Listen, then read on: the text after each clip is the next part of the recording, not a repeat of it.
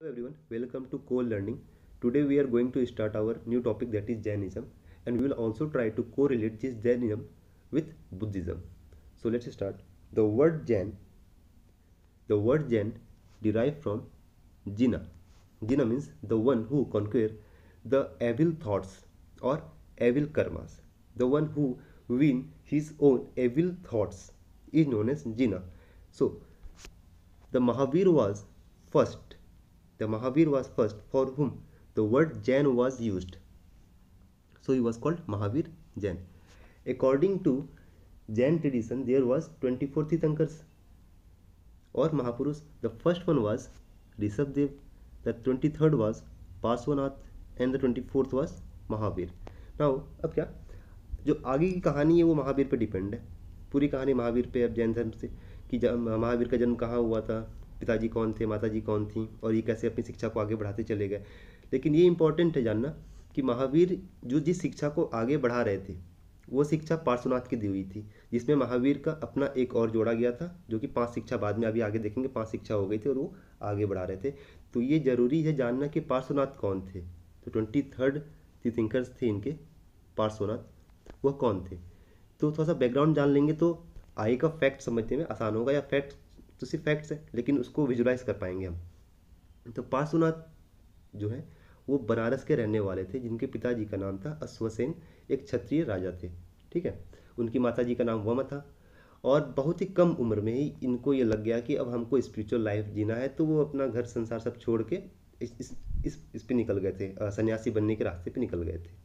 उसके बाद क्या होता है कि वो सामद हिल है एक, वहाँ जाते हैं, सन्यासी बनते हैं, तप करते हैं, और तप करके वहाँ से जब वो निकलते हैं तो उनको लगता है कि अब वो किसी चीज़ से बंधे हुए नहीं हैं, किसी चीज़ से बंधे हुए नहीं है, मतलब ना लालच से, ना बुराई से, और दुख से और सुख से। तब करके निकलते हैं तो कहलाते हैं निर्ग्रंथनाथ। और जो उनके फॉलोअर्स होते हैं, उनको जो फॉलो करते हैं वह कहलाते हैं निर्ग्रंथनाथ पुत्र। ठीक है, फिर जब शिक्षा लेने के बाद वो आते हैं तो 4 टीचिंग्स देते हैं, 4 टीचिंग्स अपना वो आगे बढ़ाते हैं। वह 4 टीचिंग्स कौन कौन सा रहता है। पहला होता है अहिंसा। अहिंसा का मतलब नॉन वायलेंस। उसके बाद है सत्य, सत्य बोलो, झूठ मत बोलो। उसके बाद है तीसरा अस्त्य। अस्त्य का मतलब होता है चोरी मत करो, चोरी मत करो। और चौथा जो था उनका अपर गृह, मतलब किसी की प्रॉपर्टी को एक्वायर मत करो, किसी की प्रॉपर्टी पे छेको मत, किसी को मतलब कब्जा ना करो। तो ये 4 चीज़ अगर देखा जाए तो बेसिक है। लड़ाई झगड़ा नहीं करना है, सत्य बोलना है, और क्या बोलते हैं इसको, चोरी नहीं करनी है, किसी की प्रॉपर्टी को एक्वायर नहीं करना है। और इस चारों को महापाप कहा जाता था। जैन धर्म में इसको महापाप कहा गया है। ठीक है, आगे अब महावीरा पे आते हैं। महावीरा का जन्म हुआ था 540 BCE में, 540 BCE कुंदन ग्राम वैशाली में, कुंदग्राम वैशाली में हुआ था। इनके पिताजी का नाम था सिद्धार्थ, जो कि एक जनार्थिका क्लेन के हेड थे, जनार्थिका क्लेन के हेड थे। माता जी का नाम था त्रिशला, जो कि चेतक राजा, बनारस के जो चेतक राजा थे उनकी सिस्टर थी ये। वाइफ यशोधरा है। डॉटर का नाम था प्रियदर्शनी। अब इसमें बात ये है कि जो इनके 2 सेक्ट्स हैं ना, श्वेतांबर और दिगंबर, तो जो श्वेतांबर के हिसाब से ये लगता है कि महावीर जो थे वो शादी किए थे यशोदा से और उनकी बेटी हो गई थी प्रियदर्शनी। लेकिन जो दिगंबर थे उनका मानना ये था कि ये शादी कभी नहीं किए थे, ये शादी नहीं की। लेकिन हम ये मान के चलते हैं श्वेतांबर के हिसाब से कि शादी किए थे, तो उनकी बेटी का नाम था प्रियदर्शनी। उनके दामाद का नाम था जमाली, जो बाद में जाके इनका पहला शिष्य भी बनते हैं, फर्स्ट डिसाइपल ऑफ महावीर। ठीक है, आगे देखें एनलाइटमेंट। एनलाइटमेंट हम महात्मा बुद्ध में भी पढ़े थे कि उनको भी एनलाइटमेंट होता है बौद्धि ट्री के नीचे, निरंजना नदी के किनारे ना, बोध गया में। वैसे ही इनका भी था। इनको लेकिन क्या होता है, ये 30 साल की उम्र में तो घर छोड़ देते हैं, 30 साल की उम्र में ये घर छोड़ देते हैं। 12 साल तक तपस्या करने के बाद, 12 साल तपस्या करने के बाद जब ये 42 साल के हो जाते हैं, 42 ईयर्स के जब ये हो जाते हैं, तब इनको एनलाइटमेंट प्राप्त होता है। लेकिन यहाँ पे एक बात ये है कि बुद्ध धर्म में हम देखे थे कि एनलाइटमेंट प्राप्त करने वाले को हम लोग कहते थे निर्वाहना, निर्वाहन होता था उनका। लेकिन इसमें क्या होता है, इसमें होता है कैवल्य, बुद्ध धर्म में कैवल्य होता है।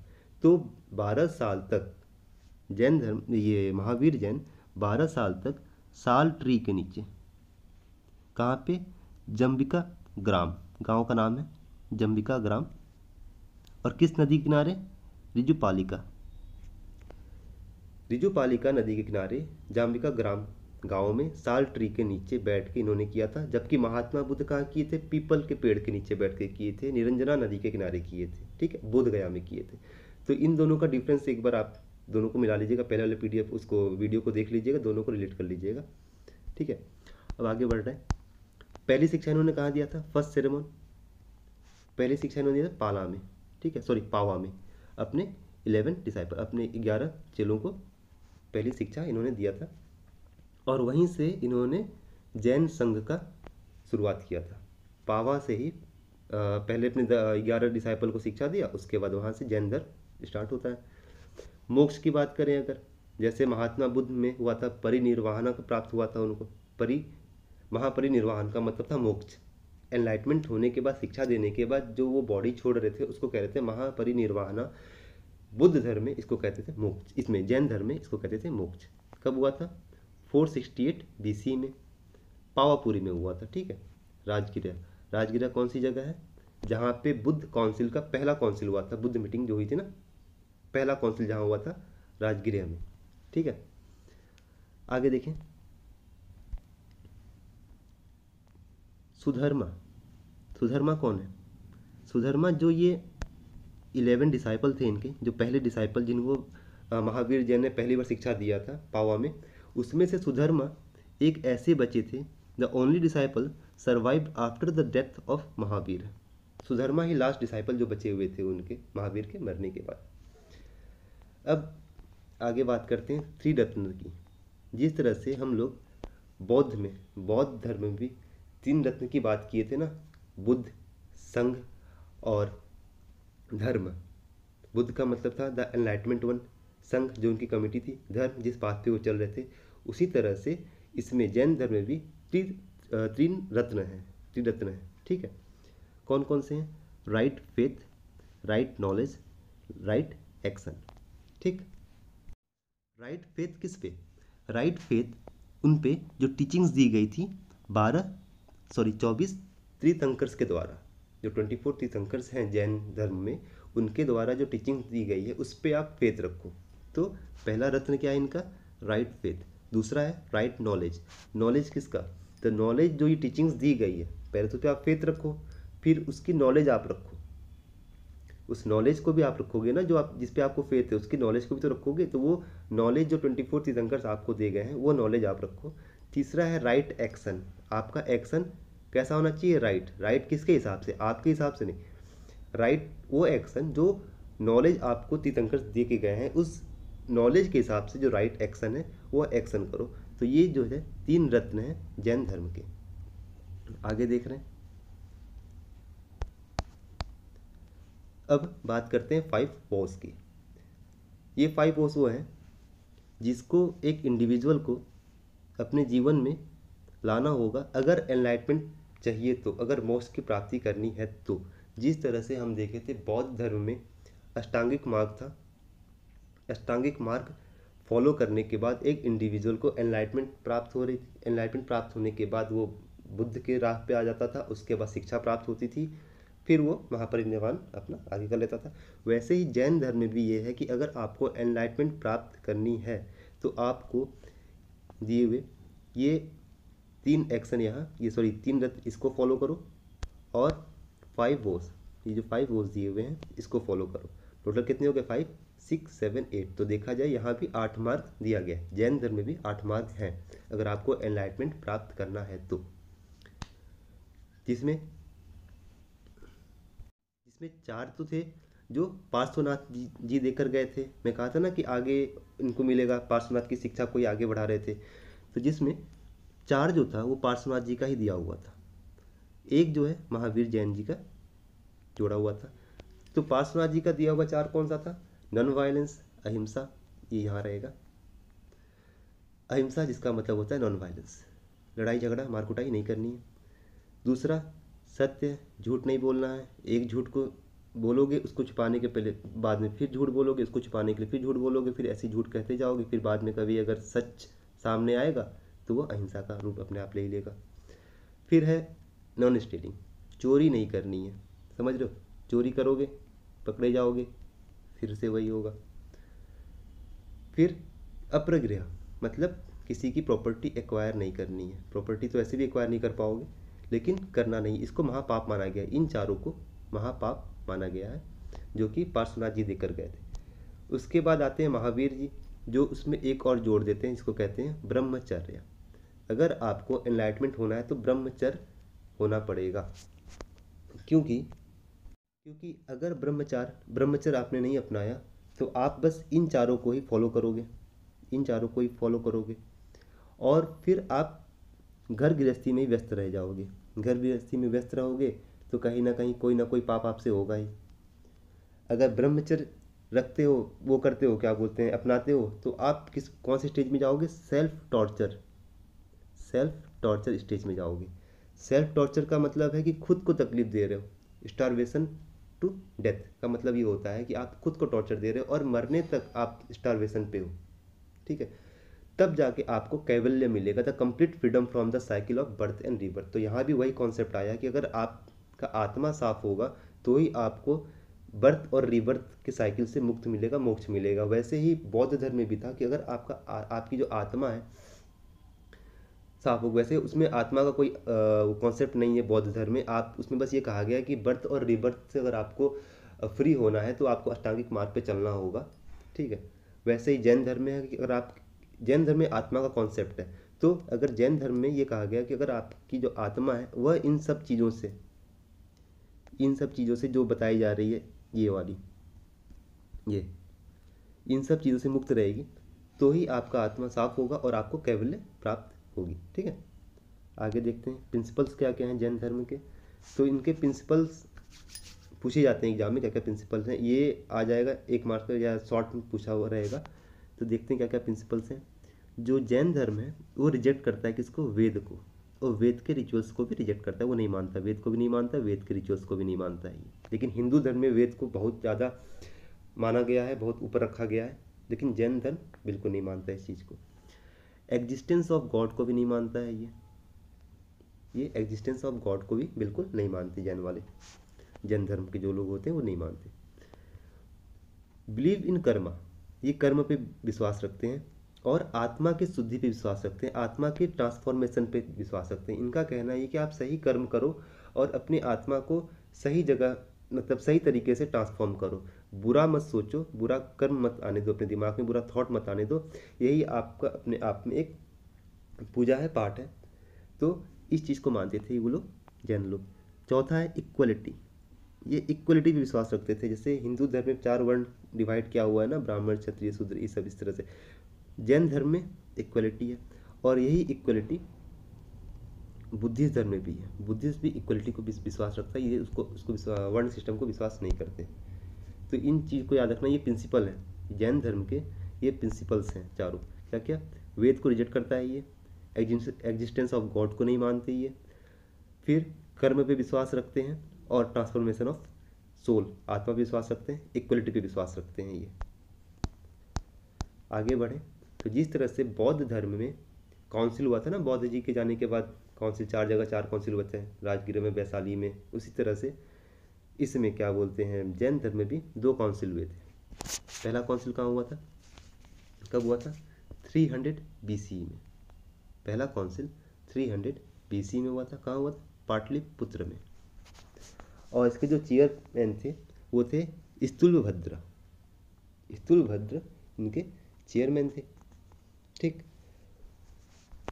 राजा कौन थे उस टाइम, चंद्रगुप्त मौर्य, राजा चंद्रगुप्त मौर्य थे। और ये जो काउंसिल हुआ था ये किस लिए हुआ था, इनके जो ग्रंथ है ना, जैन धर्म में जो ग्रंथ है उसमें एक अंग ग्रंथ है, उसके कई सारे भाग हैं, अभी आगे चल के हम देखेंगे।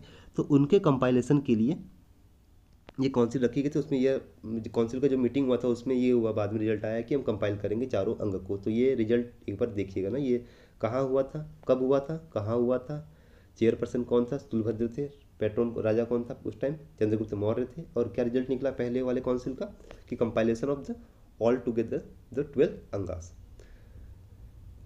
दूसरा काउंसिल कहाँ हुआ था, तो दूसरा काउंसिल हुआ था वल्लभी में। वल्लभी में कब, 512 AD। चेयरपर्सन कौन थे, देवर्धि क्षमा शर्मा, देवर्धि क्षमा शर्मा। ठीक, पेट्रोन के बारे में जानकारी नहीं है। और इसमें क्या रिजल्ट आया, इसमें रिजल्ट ये आया कि जो अंग है ना, जो इनकी लिटरेचर है, 12 अंग हैं, और अभी आगे पढ़ेंगे उसके बारे में तो आपको ये क्लियर हो जाएगा कि जो सेकंड वाला काउंसिल था उसमें 12 अंग को और 12 उप अंग को कंपाइल कर दिया गया। पहले वाले काउंसिल में रिजल्ट ये आया था कि जो 12 अंग है उनको कंपाइल किया गया था, दूसरे वाले काउंसिल में 12 अंग और 12 उपअंग दोनों को कंपाइल कर दिया गया था। ठीक है, अब बात करते हैं लिटरेचर की। यही जो लिटरेचर यहाँ अभी हम लोग देख रहे थे, अभी क्लियर हो जाएगा कैसे हुआ था। जैन लिटरेचर में हुआ ये कि जो जैन के लिटरेचर है ना, मेन लिटरेचर, उसको कहते हैं आगम। आगम, अब वही आगम भी दिखा हुआ लिखेगा और कहीं अंग भी लिखा हुआ दिखेगा। ठीक है, अब इम्पॉर्टेंट लिटरेचर कौन कौन से हैं, इसके इम्पॉर्टेंट लिटरेचर हैं अर्धमगधी प्राकृत। अर्धमगधी प्राकृत इम्पॉर्टेंट लिटरेचर है। तो ये जो किताब है अर्धमगधी प्राकृत जो है, इसको क्लासिफाइड किया गया था, जिसमें 12 अंगस हैं, 12 उपंग हैं, 10 परिकरण हैं, 6 चंद सूत्र हैं, 6 जो है छेद सूत्र हैं, 4 मूल सूत्र हैं और 2 सूत्र ग्रंथ हैं। तो इसमें से जो पहला काउंसिल हुआ था ना, यहाँ पे पहला काउंसिल जो पाटलिपुत्र में हुआ था, इसमें कहा गया कंपाइलेशन ऑफ 12 अंग, मतलब जो ये 12 अंग हैं इनको कंपाइल किया गया था पहले वाले काउंसिल में, और दूसरे वाले काउंसिल में इन 12 अंग को और 12 उपअंग को, ये जो 12 उपअंग हैं इनको कंपाइल किया गया था। ठीक है, अब एक चीज़ और है यहाँ पे कि जो ये अर्धमगधी प्राकृत है ना, अब आगे हम देखेंगे कि जो जैन धर्म है कि दो धर्मों, ये 2 संगठनों में बढ़ जाता है, एक श्वेतांबर होते थे, एक दिगंबर होते थे। ठीक है, तो जो ये वाली किताब है अर्धमगधी प्राकृत, इसको एक श्वेतांबर सेक्ट के लोगों ने लिखा था। ठीक है, जो कल्पसूत्र है इनको लिखा, इनके राइटर थे भद्र बाहु, जो कि एक दिगंबर सेक्ट के महर्षि थे। ठीक है, और इस किताब को लिखा गया है संस्कृत में, कल्पसूत्र को लिखा गया है संस्कृत में।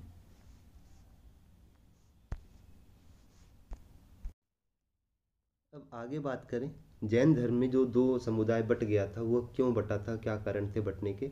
तो एक बार क्या होता है कि मगध में ना एक मतलब खाने का अकाल पड़ जाता है। तो इसमें क्या होता है, जो कुछ लोग जैन धर्म के जो वो कुछ लोग जो होते हैं महापुरुष लोग, वो चले जाते हैं साउथ की तरफ, और कुछ जो लीडर रहते हैं कुछ जो लीडर रहते हैं वो रह जाते हैं अपने मगध के एरिया में।